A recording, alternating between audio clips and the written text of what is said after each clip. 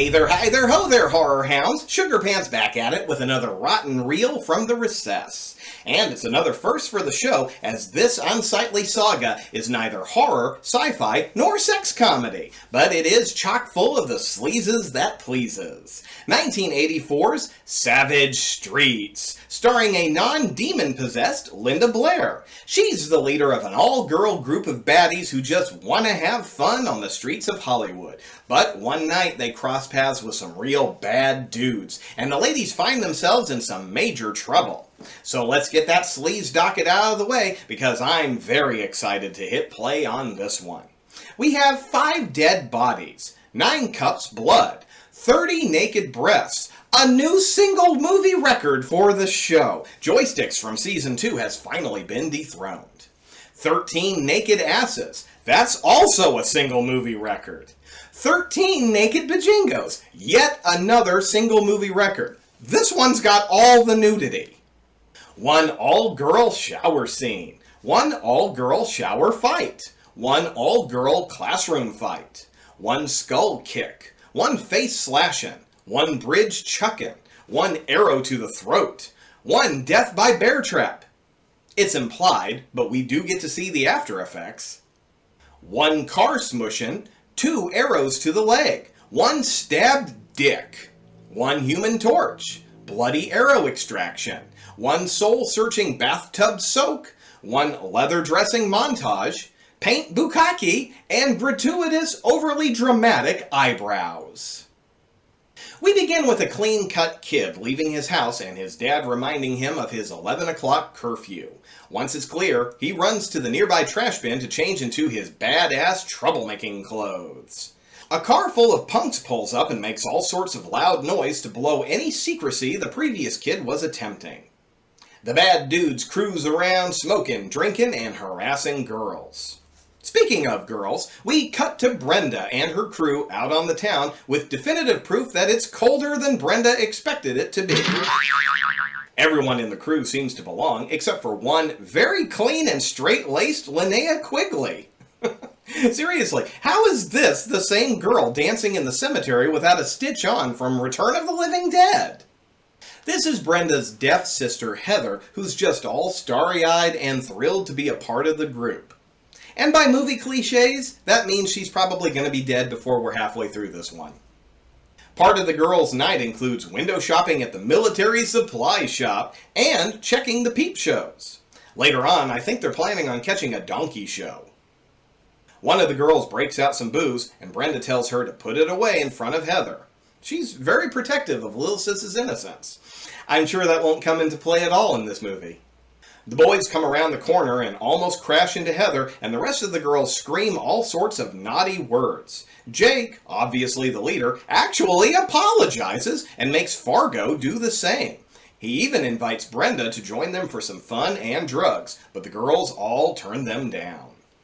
Later, somewhere else, the gang meets up with a random couple. The guy owes Jake some money, but he doesn't have it, so they rough him up and get handsy with his girl. Vince seems pretty reluctant to join in with the activities, though. I guess that means he's the newest member. The girls stop by a magazine shop to see the latest issue of Playgirl. Hey, Kurt Russell on the cover? Hang on a second. Yeah, that's real! The girls notice the boys' gang slinging dope on the corner nearby and get the great idea to teach them a lesson. You know, for not running over a deaf girl in the streets and apologizing for it. And what's the lesson? Stealing their car and tearing ass through the streets like it was a Carrie Underwood song or something. The guys finally find their car completely trashed. I mean, the guys are scumbags, but was this really warranted? This just seems like a bad round of poking the bear. Next day at school, the girls are all in PE together.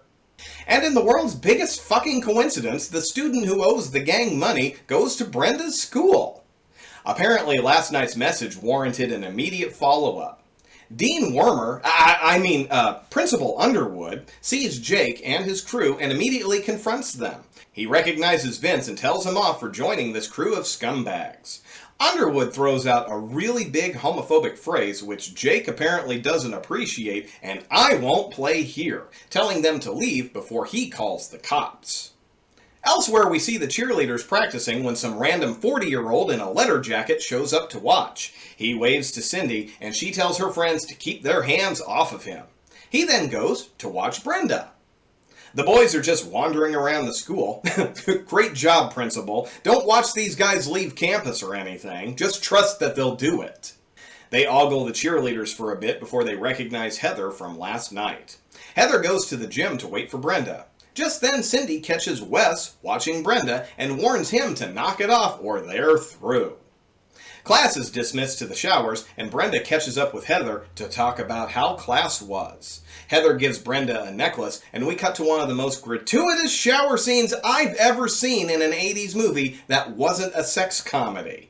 The camera pans across the room full of naked, soapy girls for like 37 uncut seconds before we finally meet up with Brenda's crew.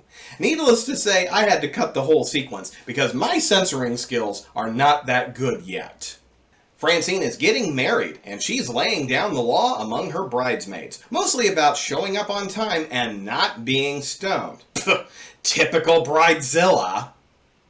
Francine quietly tells Brenda that she's also pregnant, but to not tell anyone. Holy shit, this girl's gonna die too, isn't she? Out in the gym, Heather kicks off her shoes to do some dancing to the music inside her head. And I gotta say, after all the movies I've seen Linnea in, this one is definitely the odd one of the bunch. She twirls around and is startled when she notices Red watching her. She runs to put her shoes back on, but he sweet-talks her enough to stick around. She teaches Red some rudimentary sign language, and he quickly turns into a creeper about it. Back in the locker room, Cindy confronts Brenda about her boyfriend checking her out. You know, I've never understood this part of the human mating ritual. Your mate checks out another, and you go to confront the other person? She warns her to stay away from Wes, but Brenda says she'd love it if Cindy would actually keep him away from her. Then we get this line. I wouldn't fuck him if he had the last dick on earth. Hang on a second, where have I seen that reaction before? Well, anyway, got that out of my system. Oh yeah. Red's still sweet-talking Heather, and we can hear a ruckus in the background. He asks if she's ever been kissed by a real man. He attacks her, and she runs off, but her exit is blocked by Fargo, and then by Jake and Vince. And this is where I'm going to cut the film, because there's a lot that goes on here that I can't show. So I'll just give the broad strokes. And here's your sexual violence trigger warning. If you don't want to hear what's about to happen, please skip to this time. The four guys rough Heather up before taking her to an empty bathroom where they force Vince to rape her, like some kind of sick initiation into the gang. When he's done, Vince looks sick to his stomach, but the other three immediately start arguing over who's next. The way it's shot, it's hard to say how many times she's raped, but it's suggested that it happened at least twice, maybe 3 times. They're run off when they hear someone approaching, but before Jake leaves, he kicks Heather in the head. It's a brutal scene, and Linnea is very convincing in her performance. All while this is going on, Brenda is brawling with Cindy in the showers, but I can't show that either because it's all naked girls in wet t-shirts. But that does explain why there are no teachers around during Heather's assault. They're all too busy with the soaking wet Royal Rumble. After the shower room fight, Brenda and Cindy have to meet with the principal. Cindy's bawling her eyes out, so Underwood kicks her out of his office. He then tells Brenda that he won't be putting up with her trouble anymore. You're a bright girl. You got a pretty face. A good figure. Yeah, it's gross, but it's better than the advice that Dorfman got. Fat, drunk, and stupid is no way to go through life, son. Once released, the girls go looking for Heather and find her unconscious in the bathroom. We then cut to the doctor's hospital, as opposed to the horse hospital. Brenda and her mom are crying over Heather, who's looking pretty bad. Back at home, Brenda walks through Heather's bedroom. It's all sweet and innocent, and Brenda breaks down again. But she heads out to meet with her friends at a club that advertises rock and roll like Sonic advertises their onion rings. Damn, now I want a supersonic double cheeseburger. Brenda swears she's going to find out who did it and that it's up to them since the police and teachers aren't doing anything. Meanwhile, the boys are heading out to pick up Vince, who's very jumpy and says he's not up for going out with them. And guess where they decide to go? You know, the fact that these two gangs keep meeting up like this is pretty amazing. The boys immediately kick a group out of their seats and sit down with the guy from earlier who still owes them money. Only this time, he's got the cash. The others aren't too thrilled that Vince is acting like he regrets the earlier attack on Heather and suggests he just needs to get laid again. Fargo grabs a waitress for him, but lets her go after a grope. Francine passes by their table, Jake grabs her, and she gets passed around. A couple of guys step up to ask them to leave her alone. Jake tells Fargo to apologize, and he does, with his fist, and we get a little brawl that finally gets the attention of the rest of the girls. During the fight, Francine breaks loose, grabs Red's knife, and slashes Jake across the face. Fargo pulls him away as the sirens blare outside. Next day, we're all at school, which seems a lot more lighthearted and jovial than it should be, considering a girl was just violently attacked the other day. Wes tells Brenda how much he likes her while Cindy is on the other side of the room, and Cindy once again confronts Brenda about it. The teacher shows up and everyone takes their seat for the lesson, Inhuman Anatomy. Seriously, why did Hollywood assume every high school in America was constantly teaching about human sex organs? Vince meets with Jake because he's worried about how the attack is major news at school. Jake assures him Heather can't talk, so the only way they'll get caught is if Vince talks about it. He swears he wouldn't do that. Then Jake asks how to find Francine. Cindy's antagonizing Brenda in class, which leads to the two girls wrestling on the floor. Meanwhile, Cindy's boyfriend is restraining the teacher and laughing his ass off. I can see why Brenda doesn't want that jerk sniffing around her like he does. Brenda rips Cindy's top off and she runs away in shame.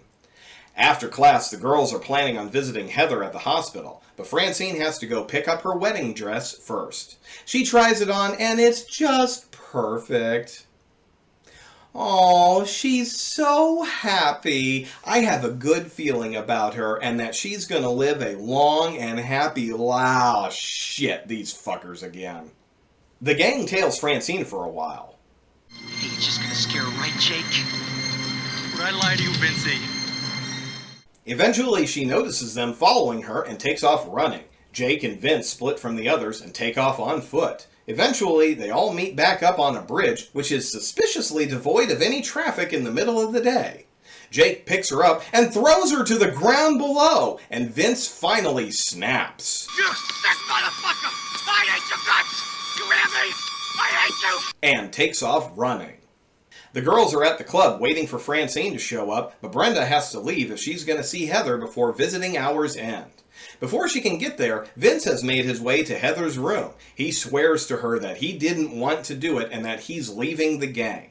Brenda shows up just in time to hear his confession and chases him off. And since we didn't have enough skin earlier, it's time for an introspective soak in the tub, complete with some sweet 80s rock. Justice for all, justice for all. You get what you give when you've broken the law. Then Brenda straps on every ounce of leather she owns and grabs her switchblade before heading over to Vince's house. His dad answers and says he's not allowed visitors, but she sweetly says it's about a school assignment. Vince is packing a bag when she runs in and puts her knife to his throat and makes him confess everything. That's when he tells her Jake killed Francine. Hey, remember that military supply shop we saw at the beginning? Well, that was intentional, and Brenda comes out with a very big bag full of something. Oh wow, Musso and Frank's, a Hollywood classic. Fargo and Red are heading back to their hangout, but Brenda's waiting for them. And it's at this point Brenda has one of the hardest character switches I've ever seen. From tough girl stereotype to cheesy action star with ridiculous dialogue. What's the matter, boys? You get a little girl all hot and horny, then lose your nerve? She goes inside and, hey, why do these tough drug dealers hang out in a fabric warehouse?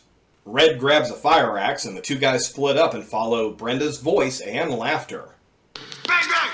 Jesus! He's got those things! What do you call them? The, cum gutters! Pretty gross. That's what people call them! Gross people. Eventually, Fargo finds a tape player that's been broadcasting Brenda's voice the whole time, as well as a bunch of bear traps on the floor. She steps around the corner with a loaded crossbow and puts an arrow right through Fargo's neck. Red finds Fargo's body and Brenda steps around the corner with her crossbow, but Red falls backwards onto the bear traps. We don't see it, but we hear several snaps and groans of pain. And where's Jake at this whole time? Well, he's parked near Vince's house watching as he's leaving town with a packed bag. I guess he's planning on skipping town. Unfortunately, he barely gets 10 steps before Jake runs him down and kills him.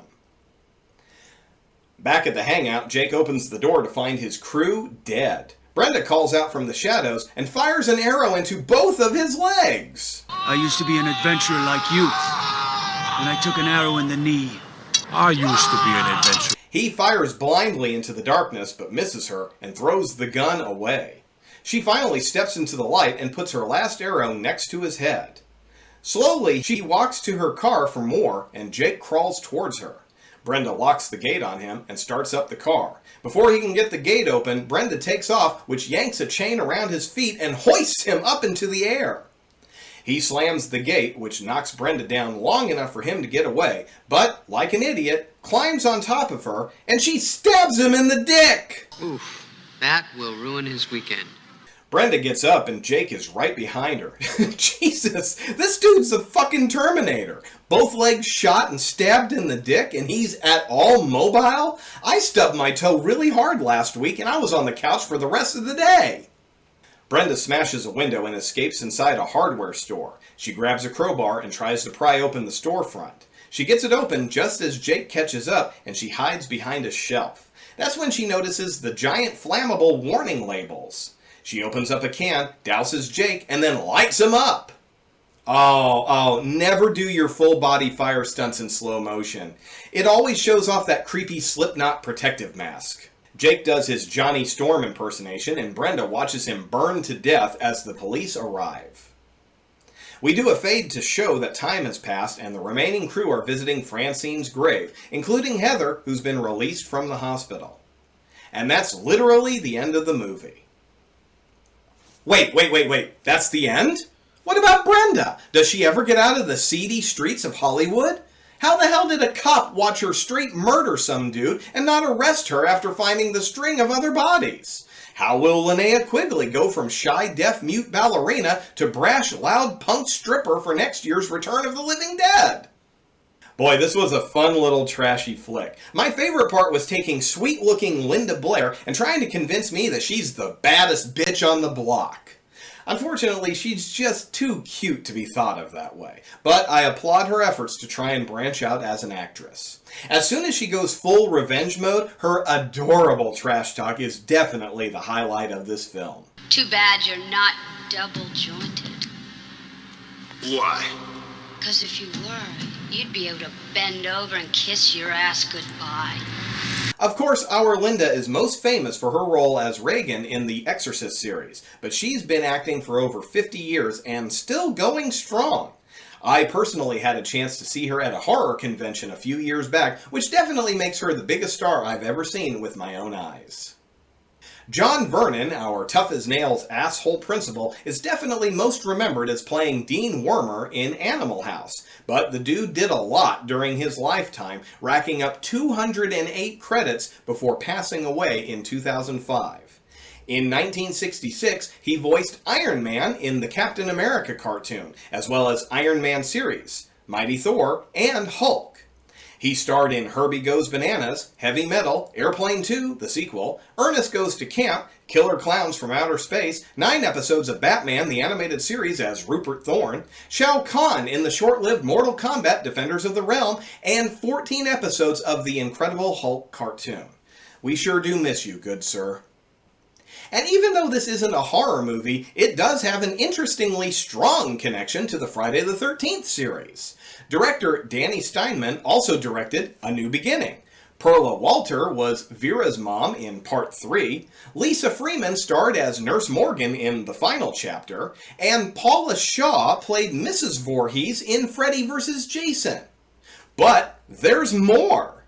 Originally, Savage Streets was supposed to be directed by Tom DeSimone, but he quit after a few days to do other projects. Well, his brother, Bob DeSimone, played Billy in A New Beginning. But before I go, I have one actual gripe with this movie. When I stumbled across the box art, there was one gigantic thing that stood out. Now, I know we get to see Linda's sweet baps in this flick, but this cover art actually made me say, looks kinda like Linda Blair. I wonder who actually stars in this. Oh, Linda Blair, with somebody else's boobs. And even though I'm all about the skin and sleeves, I actually prefer the other box art this movie comes with. But I'm just a sucker for truth in advertising. So that'll do it for another episode, kids. But don't worry, another tasty treat is on its way soon. So don't change that channel, and I'll see you next time. Until then, this is your old pal Sugar Pants. See you in your dreams.